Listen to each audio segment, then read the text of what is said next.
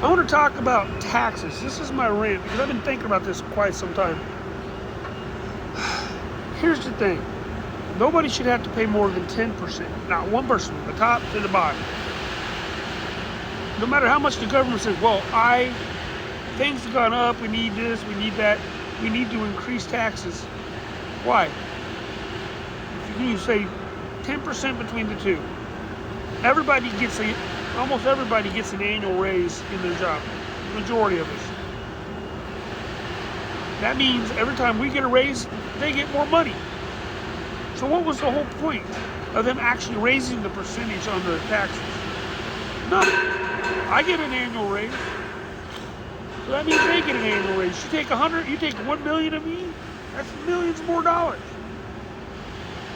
The problem isn't you need more money to run the government. The problem is you have too many unnecessary programs. And after lately, we've seen all this fraud. That right there by itself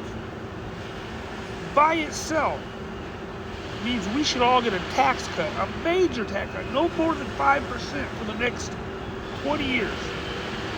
Between the state and the government, and I think the feds need to put pressure on the states, or the state, us voters need to put pressure on our states.